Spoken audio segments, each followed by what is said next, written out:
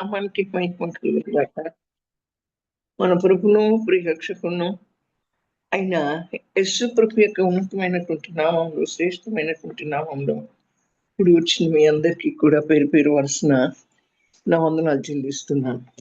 అయితే నా ప్రియమైనటువంటి వాళ్ళ ఒక సంవత్సరం దాటి మరి ఒక సంవత్సరంలోకి వచ్చాము. మన ఆయుష్కాలాన్ని దేవుడు పొడిగిస్తున్న కొంది, మనకు సమయం ఇస్తున్న కొంది మనం ఆయనలో ఎదగాలని, ఆయనతో నడవాలని, ఆయన సన్నిధిని ఆశ్రయించాలని, ఆయన సన్నిధిలో కూర్చుండాలని, మన పట్ల ఆయన చిత్తం, ఆయన ప్రణాళిక ఏమైనదో వీరు నడవలసినటువంటి మార్గాన్ని నీకు బోధిస్తాను, నడవలసినటువంటి త్రోవలో నేను నడిపిస్తాను అని దేవుని లేఖనం చెప్తూ ఉంటుందిగా. ఆయన కనుదృష్టి మన మీద ఉంచి మనం నడిపించే దేవుడుగా, శక్తివంతుడైన దేవుడుగా, ప్రతి పరిస్థితిలో నుంచి విడిపించేటువంటి దేవుడుగా మనకు ప్రత్యక్షమై ఆయన స్వరాన్ని విని ఆయన ప్రత్యక్షతను పొందుకోవాలని ఆయన మన కొరకు ఎదురు చూస్తూ ఉన్నాడు. కనుక అట్టి దేవుని కలిగి ఉన్న మనం ఎంతో ధన్యులం. ఈ లోకంలో ఏదున్నా ధన్యత లేదు, కానీ ఆ దేవుని కలిగి ఉన్న మనం ఎంతో ధన్యులం. అవును నా ప్రియమైనటువంటి వాళ్ళరా, ఆ దేవుని చూడగలిగినటువంటి కన్నులు, స్వరం వినగలిగినటువంటి చెవులు మనకు కావాలని మనం కోరుకోవాల్సినటువంటి వారంగా ఉంటున్నాం. అయితే ఇప్పుడున్నటువంటి పరిస్థితులు చూస్తూ ఉంటే చాలా భయంకరమైనటువంటి పరిస్థితులుగా ఉన్నాయి.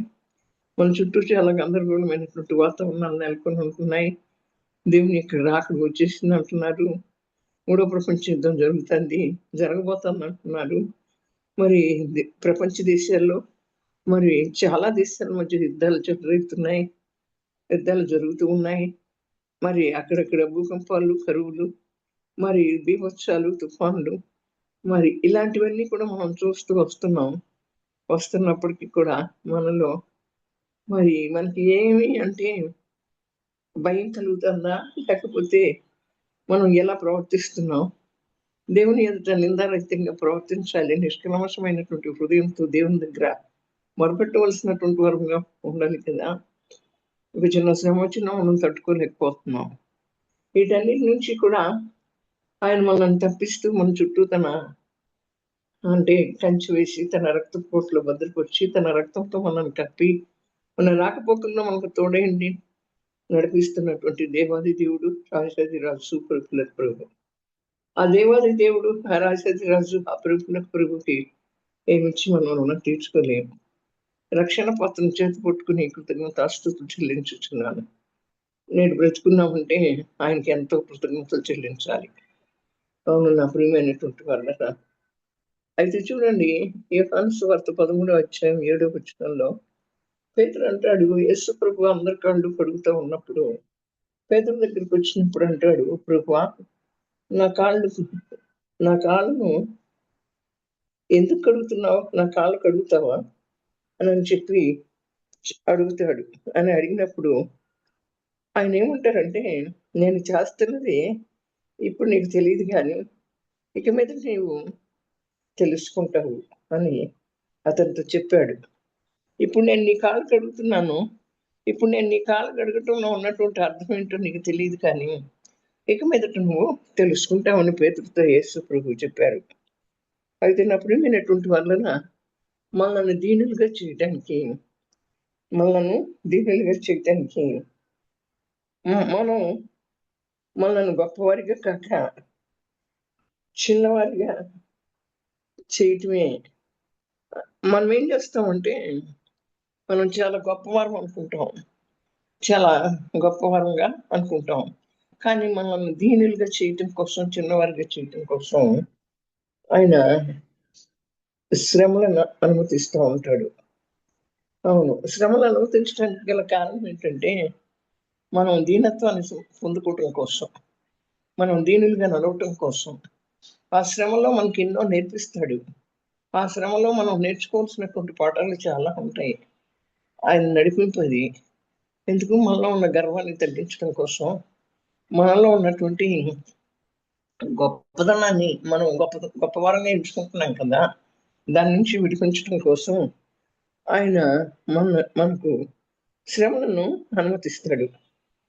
ఇశ్రాయేలీల్ని అణిచివేసే నిమిత్తం దేవుడు ఇశ్రాయేలీల్ని 40 సంవత్సరాలు అరణ్యంలో నడిపించాడు. వారిని అణచటం కోసం. అందుకని 40 రోజుల్లో వెళ్ళవలసినటువంటి ప్రయాణం 40 సంవత్సరాలు కొనసాగింది. అలాగే మనలో కూడా దీనత్వం లేనప్పుడు, మనలో కూడా గర్వం ఉన్నప్పుడు అది అణచటం కోసం దేవుడు మనల్ని కూడా అణుచు నిమిత్తమే మనకు కూడా శ్రమలను అనుమతిస్తాడు. ద్వితీయోపదేశకాండం 8వ అధ్యాయము 2వ వచనంలో చూసినప్పుడు నా ప్రియమైన వలన మనం ఆయన యొక్క ఆజ్ఞలను గైకొనాలి. ఆజ్ఞలను గైకుంటూ అంటే చూడండి, అసలు ఆయన ఆజ్ఞలను మనం గైకుంటున్నామో లేదో మనల్ని శోధించి మన హృదయంలో ఉన్నది తెలుసుకోవటానికి మనల్ని అణచే నిమిత్తం ఇశ్రాయేలీయుల అరణ్యంలో 40 సంవత్సరాలు ఎలా నడిపించాడో జ్ఞాపకం చేసుకోవాలి మనం. ఆనాడు ఇశ్రాయేలీయుల్ని 40 సంవత్సరాలు నడిపించినటువంటి దేవుడు ఎలా నడిపించాడు? ఆయన ఆజ్ఞలను మనం గైకుంటున్నామా లేదా? ఆయన కట్టడలను, న్యాయ విధులను అనుసరించి మనం నడుస్తున్నామా లేదా అని మన హృదయాన్ని శోధించి తెలుసుకోవటం కోసం ఆయన ఏం చేస్తాడు, మరి వాళ్ళని ఎలా 40 సంవత్సరాలు నడిపించాడో అలా మనల్ని కూడా నడిపిస్తాడు అని చెప్పి మనం జ్ఞాపకం చేసుకోవాలి. మనల్ని అణిచే నిమిత్తం మనకు శోధనలు వచ్చినప్పుడు మనం ఎంతో ఇబ్బంది పడిపోతాం. ఎందుకు వచ్చిందా ఈ శోధన? నాలో ఏ బలహీనత ఉందా? నాలో దేవునికి ఇష్టమైనటువంటిది ఏది ఉందా అని మనం పరిశోధించుకోవాలి. అయితే ఎవరైనా సరే నన్ను కోపడినప్పుడు మనం బాధపడతాం. అంటే మన కోపడినటువంటి వ్యక్తిని మనం ప్రేమించలేం. చూడండి, దానికి కారణం ఏంటి అంటే మనలో ఉన్న గర్వం. మనను సరి చేసుకోమని చెప్పి ఎవరైనా మనకి గద్దించి బుద్ధి చెప్పినప్పుడు మనం ఏమనుకుంటాము అంటే, నా ప్రియమైన వాళ్ళరా, వాళ్ళని ప్రేమించలేము. దేవుడు మనతో మాట్లాడినా కూడా, దేవుడు దైవజనుల ద్వారా మనతో మాట్లాడినా కూడా లెక్క చేయం. ఎంతో గర్వంతో ప్రవర్తిస్తాం. ఇక ఆ వ్యక్తితో మనం అసలు మాట్లాడడం, దేవుణ్ణి కూడా ప్రేమించేటువంటి స్థితిలో నుంచి బయటికి వెళ్ళిపోయి వారంగా ఉంటాం. కోడి తన రెక్కల కింద మరి చూడండి, కోడి పిల్లల్ని ఎలా భద్రం చేస్తుందో దేవుడు కూడా తన రెక్కల కింద మనను దాచుకుంటున్నాడు. తన రెక్కల కింద కోడి తన రెక్కల కింద తన పిల్లల్ని ఎలా కాపాడుతుందో ఆయన రెక్కలే మనకు ఆశ్రయంగా, ఆయన రెక్కల నీడలో మనను కాచి కాపాడేటువంటి దేవుడుగా ఉంటున్నాడు. మనం అల్పమైనటువంటి వారంగా, చిన్న వారంగా మారినప్పుడు మాత్రమే మరి దేవుడు తన రెక్కల నీడలో మనను దాస్తాడు. చూడండి, కోడి పిల్లల్ని తప్ప మరొక కోడి తన పిల్లల్ని తప్ప మరొక దాన్ని తన రెక్కల కింద దాచుకోదు. మనం ఎరుగున్నాం కనుకనే ఆయన రెక్కల కింద మనం దాయపడాలి అంటే మనల్ని మనం తగ్గించుకోవాలి. మనల్ని మనం గర్వం నుంచి, అహంకారం నుంచి విడిపించబడాలి. అప్పుడు దేవుడు మనను ఆయన రెక్కల కింద కాచి కాపాడుతాడు. శ్రమలు ఏమవుతాయి అంటే మన స్వభావాన్ని మారుస్తాయి. మన యొక్క స్వభావాన్ని మారుస్తాయి. శ్రమ వచ్చినప్పుడు మనం నలగొట్టబడుతున్నప్పుడు మనలో దీనత్వం వస్తుంది. ఆ దీనత్వాన్ని బట్టి మన స్వభావం మారిపోతుంది. మన స్వభావం మారనంత కాలం మనం ఆయనకి ఇష్టమైనటువంటి బిడ్డలుగా మనం ఉండలేము. మనం ఆయనకి ఇష్టమైనటువంటి బిడ్డలుగా మనం జీవించాలి అంటే మన స్వభావంలో మార్పు రావాలి. మన స్వభావంలో మార్పు రావాలి అంటే మనకి శ్రమలు ఉండాలి. రోమాపత్రిక చూడండి 5వ అధ్యాయం 3, 4 వచనాల్లో శ్రమ ఓర్పును, ఓర్పు పరీక్షను, పరీక్ష నిరీక్షణను కలుగచేయును. శ్రమ ఏం చేస్తుంది? ఓర్పుని కలుగచేస్తుంది. అలాగే ఓర్పు చూడండి పరీక్ష నిరీక్షణను కలుగచేస్తుందంట. ఓర్పు అంటే మన యొక్క స్వభావం, మన శ్రమలు మనలో ఒక సౌందర్యమైనటువంటి కార్యాన్ని చేస్తాయి. మనకు వచ్చినటువంటి శ్రమలు, దేవుడు అనుమతించినటువంటి శ్రమలు మనలో ఒక అందమైనటువంటి సౌందర్యమైనటువంటి కార్యాన్ని చేస్తాయి. అది ఏంటి అంటే అందమైన సౌందర్యమైనటువంటి కార్యం మనల్ని మనం తగ్గించుకోవటం, గర్వాన్ని అహాన్ని విడిచిపెట్టడం, దీనత్వాన్ని సంపాదించుకోవటం, దీనత్వం కలిగి నడవటం. ఆ యొక్క సౌందర్యం, ఆ శ్రమలు సౌందర్యాన్ని మనకు కలుగచేస్తాయి. సౌందర్యమైనటువంటి స్వభావాన్ని మనకి చూపిస్తాయి. శ్రమలో మనకు అంతరంగ బలాన్ని కూడా కలుగచేస్తాయి. శ్రమలు మనకు అంతరంగ బలాన్ని కలుగచేస్తాయి. అంతరంగ బలం ఎలా కలుగుతుంది? ఆ శ్రమలో దేవునికి మనం చాలా సమీపంగా వెళ్తాం.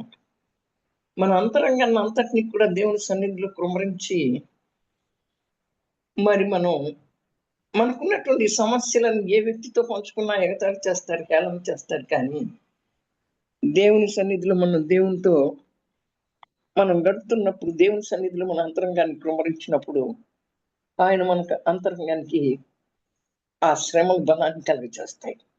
మనకి సౌందర్యాన్ని కలుగచేస్తాయి. మనకి మన స్వభావంలో మార్పుని కలుగచేస్తాయి. అంతరంగంలో బలాన్ని చేకూరుస్తాయి. అవును నా ప్రియమైన వాళ్ళరా, శ్రమ అనుభవించినటువంటి వారికి తెలుస్తుంది. అది శ్రమలు అనుభవించేటువంటి వారికి తెలుస్తుంది.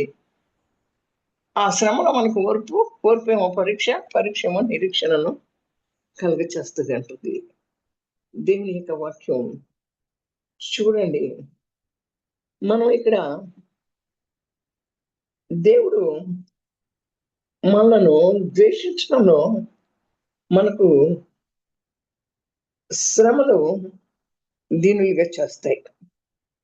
అంటే అంతరంగ బలాన్ని కలుగచేయటమే కాకుండా దేవుడు మనను ద్వేషించటం వల్ల మనకు శ్రమ కలగలేదు. కానీ ఆయన మనను ప్రేమించటం వల్ల శ్రమలు కలిగాయి. దేవుడు మనల్ని ద్వేషించటం వల్ల శ్రమ కలగలేదు. ఎవరికైనా ఒక శ్రమ రాగానే ఏమంటాం అంటే వాళ్ళు ఏం పాపం చేశారో, వాళ్ళు దేవుని చేత విడవబడ్డారేమో, వారు దేవుని చేతిలో లేరేమో, అందుకని వారికి శ్రమ కలిగింది. చూడండి, ఆ శ్రమ అనేటువంటిది దేవుని చేత విడవబడటం వల్ల శ్రమ కలగలేదు. కానీ ఆయన మనను ప్రేమించటం వల్ల శ్రమలు కలిగాయి. ఇప్పుడు మనం ఎదుర్కొంటున్నటువంటి శ్రమలు చాలా ఉన్నాయి. అవి ఏంటి అంటే ఆ శ్రమలు? ఆర్థిక శ్రమలు, నిరుద్యోగ సమస్యలు, ఆ తర్వాత అనారోగ్య సమస్యలు, ఆ తర్వాత మరి మన పరిస్థితులు, అననుకూల పరిస్థితులు, మనకి నిందలు, అవమానాలు, ఇవన్నీ కూడా మనకి ఎందుకు కలిగాయి? దేవుడు మనల్ని ప్రేమించటం వల్ల కలిగినాయి. మనం కొంచెం గ్యాప్ వస్తే చాలు చాలా వేదన పడిపోతాం. దేవుడు నడిపింపిది. నేను దేవునితో ఇంకా దేవుని దగ్గర ఇంకా నేను తగ్గించుకోవాల్సింది ఏముందో దీనత్వాన్ని సంపాదించుకోవటం కోసం, దీనత్వాన్ని పొందుకోవటం కోసం దేవుడి శ్రమను అనుమతించాడు అని మనం తలంచాలి. ఆ రీతిగా మనం తలంచినట్లయితే దేవుడు కూడా మనలో ఉన్నటువంటి ప్రతిదాన్ని తీసివేసి, మనలో ఉన్న కల్మషాలన్నిటినీ కూడా తొలగించి, మరి ఎదగటానికి ఆటంకంగా ఉన్న ప్రతిదాన్ని కూడా తొలగించేసి, ఆయన ఏం చేస్తాడంటే, మనల్ని ఏం చేస్తాడు? దీనులుగా చేస్తాడు. అవి ఎప్పుడైతే తొలగించబడతాయో, అప్పుడు మనం ఎదగడానికి ఆటంకంగా ఉన్నటువంటి ప్రతిదీ కూడా ఎప్పుడైతే తొలగించబడుతుందో, అప్పుడు మనలోకి దీనత్వం వస్తది. అవును. నా ప్రియమైనటువంటి వాళ్ళారా, మనం దీనత్వం అనేటువంటి వస్త్రాన్ని మనం ధరించుకోవాలి. అవును. ఈ శ్రమలు ఆయన మనల్ని ప్రేమించడం వల్ల కలుగుతున్నాయి. చీకటి అయితే చూడండి ఇరుకైన సొరంగం గుండా వెళ్ళొచ్చు కానీ, అయితే ఆ సొరంగం యొక్క చివరి భాగాన ఆ అవతల కొన మరి నీకు నీకు వెలుగు కనపడుతుంది. నీకొక వెలుగు కనపడుతుంది. ఆ చీకటి ఇరుకైన సొరంగం గుండా మనం వెళ్తాము. అయితే ఆ సొరంగం యొక్క చివరి భాగాన మనకేం కనపడుతుంది? ఒక వెలుగు కనపడుతుంది. చూడండి మనం మనకి కలుగుతున్నటువంటి శ్రమను బట్టి ఈ క్రైస్తవ జీవితానికి ఎందుకా ఈ శ్రమలు ఎందుకు అనుభవించాలి? మనం ఈ క్రైస్తవ జీవితం ఎందుకు మనకని ఒక్కొక్కసారి మనకు నిరుత్సాహం కలుగుతుంది. ఆ నిరుత్సాహం నుంచి మనం ఆ నిరుత్సాహానికి స్వస్తి చెప్పేసి, మరి అలాగే ఆ క్రైస్తవ జీవితంలో మనం కొనసాగించవలసినటువంటి వారంగా ఉంటున్నాం. ఈ క్రైస్తవ జీవితాన్ని విడిచిపెట్టకూడదు. ఆనందంగా శ్రమను సహించాలి. ఆనందంగా మనం శ్రమను సహించాలి. అయితే దాని యందు మనం కొనసాగినట్లయితే ఆశీర్వదించబడతాం. మనం దేవుని యొక్క లేఖన గ్రంథంలో చూసినప్పుడు అలా శ్రమలో ఆశీర్వదించబడినటువంటి వారు ఎవరు? అబ్రహాము, దావీదు మొదలైనటువంటి వారు. శ్రమలు సహించటానికి ఇష్టపడనటువంటి వారికి మంచి ముగింపు అనేది ఉండదు. శ్రమలు సహిస్తూ ఆ శ్రమలను ఆనందంగా అనుభవిస్తూ కొనసాగేటువంటి వారి జీవితం ఎలా ఉంటుందంటే చాలా ఆశీర్వాదకరంగా ఉంటుంది. అయితే చూడండి, ఆ శ్రమలు సౌలు కూడా అనుభవించడానికి ఇష్టపడలా. కనీసం ఒక పర్యాయం కూడా అతను స్తుతించలా. దావీదు రాజు శ్రమలు అనుభవించాడు. ఒక మంచి ముగింపును పొందాడు. అలాగే మనం కూడా శ్రమను అనుభవించడానికి ఇష్టపడాలి. దావీదు రాజు వలె శ్రమను అనుభవించడానికి మనం ఇష్టపడినప్పుడు ఒక మంచి ముగింపు అనేది కలుగుతుంది. ఇప్పుడు చాలా శ్రమలు అనుభవిస్తూ ఉంటాం. ప్రతి కుటుంబంలో కూడా ఎక్కడ నెమ్మది లేదు, సమాధానం లేదు. ప్రతి పరిస్థితిలో కూడా ఇబ్బందిగానే ఉంటా ఉంది. ఈ ఇబ్బందికర పరిస్థితులను చూస్తున్నప్పుడు ఎందుకు వచ్చిందా ఈ శ్రమ అనుకుంటాం. బిడ్డలతో శ్రమ, భర్తలతో శ్రమ, పరిస్థితులతో శ్రమ, వ్యాధులతో శ్రమ, బాధలతో శ్రమ, అననుకున్న పరిస్థితులతో శ్రమ, ఆర్థిక పరిస్థితులతో శ్రమ. వీటన్నిటిని ఆనందంగా అనుభవించడానికి ఇష్టపడినట్లయితే మనం ఆశీర్వాదాన్ని పొందుకుంటాం. సౌలులాగా మనం కనుక శ్రమ అనుభవించడానికి ఇష్టపడకపోయినట్లయితే మన ముగింపు మహిమకరంగా ఉండదు. అయితే చూడండి, మన జీవితం యొక్క మరి మన జీవితం మహిమకరంగా ఉండాలి దేవునికి. మనం శ్రమను అనుభవించేటప్పుడు నా ప్రియమైనటువంటి వాళ్ళరా, గొనిగిన మనం కోపగించుకున్నా, అవి ఏమాత్రము కూడా దేవుని యొక్క మహిమను చేకూర్చవు మనకి. దేవుడు శ్రమలను అనుమతించి మన ప్రవర్తనను గమనిస్తాడు. ఎలా అంటే, ఎంత ప్రార్థన చేసినా ఒక ఉద్యోగం రావట్లేదు, ఎంత ప్రార్థన చేసినా ఈ పరిస్థితులు మారట్లేదు, ఎంత ప్రార్థన చేసినా బిడ్డలు చెప్పిన మాట వినట్లేదు, ఎంత ప్రార్థన చేసినా ఇంట్లో సమాధానం లేదు అని సొనుగుతా గునుగుతా ఉంటాం కదా. అప్పుడు ఆ దేవునికి అది మహిమకరంగా ఉండదు సొనిగితే. మరి ఇశ్రాయేలీయులు సొనిగారు కనుకనే 40 రోజులు వెళ్ళాల్సింది 40 సంవత్సరాలు పట్టింది. దేవుని నామానికి మహిమకరంగా ఉండాలి అంటే, మన ద్వారా దేవుని నామం మహిమపరచబడాలి అంటే, అయితే చూడండి, దేవుడు అనుమతించిన శ్రమలు మన ప్రవర్తనను గమనిస్తాయంట. అదే శ్రమలో దేవుని పట్ల ఈమె ప్రవర్తన ఎలా ఉంటుంది, శ్రమలో దేవుని పట్ల ఈమె యొక్క ఆలోచన ఎలా ఉంటుంది, శ్రమలో ఈమె యొక్క మాటలు దేవుని పట్ల ఎలా ఉంటాయి అని చెప్పి దేవుడు గమనిస్తాడంట. కనుక నా ప్రియమైనటువంటి వాళ్ళరా, ఆ శ్రమలు వచ్చినప్పుడు మనం ఏం చేయాలి? సంతోషించాలి. ఆ శ్రమలు మన గర్వాన్ని తీసేసి మనకు తగ్గింపు స్వభావాన్ని కలిగించడానికి, మన అంతరంగ స్వభావంలో మార్పు రావటానికి, మన యొక్క అంతరంగ స్వభావానికి సౌందర్యం కలిగించటానికి దేవుడు మనకి శ్రమలను అనుమతిస్తున్నాడు. అట్టి శ్రమల గుండా మనం వెళుతూ ఉన్నప్పుడు మనం సంతోషించాలి, మనం ఆనందించాలి, గొనగకూడదు, సొనగకూడదు. ఏ పరిస్థితికైనా నువ్వు సరిపోయిన దేవుడు, చేసినా దేవుడివే, చేయకపోయినా దేవుడివే.